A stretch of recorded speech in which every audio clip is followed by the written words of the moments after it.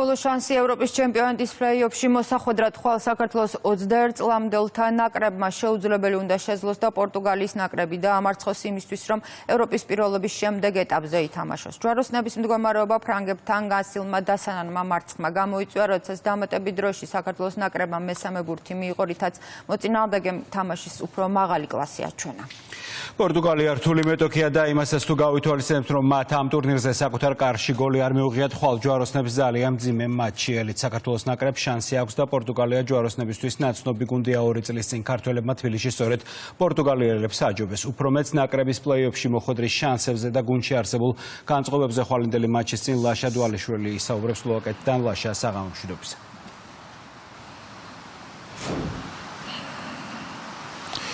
საღამოშიდობის მოგესალმებით. დიახ, ხვალ ძალიან მძიმე თამაშის მოლოდინში ვარ. თითოეული ჩვენგანი რასაკვირველია და გუნდის თითოეული წევრი გამომდინარე იქიდან, რომ პორტუგალია არანაკლებ ძლიერი გუნდია, ვიდრე საფრანგეთის ნაკრები. ნახეთ რას წარმოადგენს საფრანგეთის ნაკრები, თავადაც აღნიშნეს, რომ კლასში სხვაობა იყო და შესაბამისად ხვალ ჩვენ ძალიან მძიმე თამაშის მოლოდინში ვართ და გვჭირდება მხოლოდ გამარჯვება იმისათვის, რომ გავიდეთ შემდგომ ეტაპზე.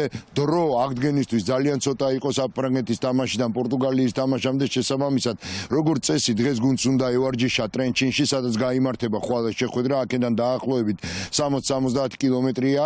ჩვენ ახლა ვიმყოფებით დაბა მარტინში, სადაც მდებარეობს საქართველოს ნაკრების სასტუმრო, აი აქ ცხოვრობენ ბიჭები, სულ რამდენიმე წუთის წინ დაბრუნდნენ ბოლო ოფიციალური ვარჯიშიდან და შესაბამისად იქვე გაიმართა პრესკონფერენცია, დასვენების პროცესი მიდის უკვე და შესაბამისად ძალების აღდგენის, იმიტომ რომ საფრანგეთის ნაკრებთან ჩვენ ძალიან დიდი ენერგია დავხარჯეთ და განსაკუთრებით მეორე ტაიმში, როდესაც შემოვაბრუნეთ თამაში, თუმცა ვერ შევძელით სამი ქულის მოპოვება. მთავარი აქცენტი სწორედ პრესკონფერენციაზე დღეს აქ რამასვანაძემაც გააკეთა, თუმცა აუცილებლად მინდა დავიწყო კომენტარი იმით, რომ ყველაზე აქტუალური საკითხი იყო ჩვენთვის საბა საზონოვის ჯანმრთელობის მდგომარეობა გამომდინარე იმ ფონიდან, რომელიც გვაქვს ნაკრებში შექმნილი. ეს ფონი არის ის, რომ ტრავმირებულები იყვნენ მცველები და თქვენ გახსოვთ, რომ თამაშიც საბა საზონოვმა საკმაოდ სერიოზული ტრავმა მიიღო. ჩვენ შეგვიძლია მოვისმინოთ კომენტარები როგორც საზონოვის ჯანმრთელობასთან დაკავშირებით, ასევე მოახლოებულ მატჩთან დაკავშირებით.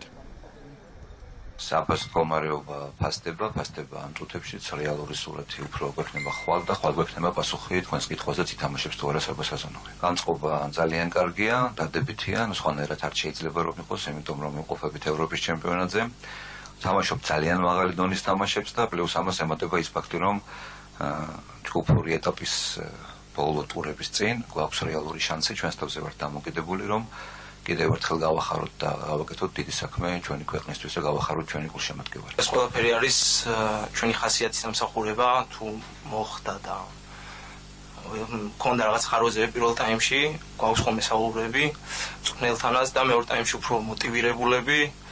სხვანაირი ხასიათით გამოდივართ, რაც ეს თავიდანვე იდო ეს ხასიათი ამ ნაკრებში და ვფიქრობ, რომ ხვალაც იგივე იქნება და ყველაფერს გავაკეთებთ იმისთვის, რომ ეს ხასიათი ვაჩვენოთ, რაც თავიდანვე ქონდა ამ ნაკრებს, ის ერთობა და ყველაფერს გავაკეთებთ, რომ გავიდეთ და ღირსებულად წარმოვაჩინოთ ჩვენი ქვეყანა.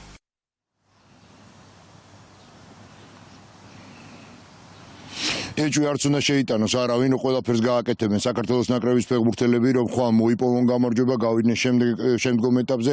ეს ეტაპი არის მეოთხე ფინალი და ეს იქნება უაღრესად დიდი წარმატება ქართული ფეხბურთის და ძალიან მეეჭვება ხვალ რომელიმე სხვა მოვლენა იყოს იმაზე მნიშვნელოვანი, ვიდრე საქართველოსა და პორტუგალიის 21 წლამდე ნაკრებთა დაპირისპირება. ყოველ შემთხვევაში ჩემთვის ასეა და მე ღრმად მწამს, რომ უამრავი ქართველი გულშემატკივარი, რომელიც იმყოფება სლოვაკეთში, ზუსტად ისე ფიქრობს, როგორც მე, ასე რომ წარმატება ქართველ 21 წლამდელებს.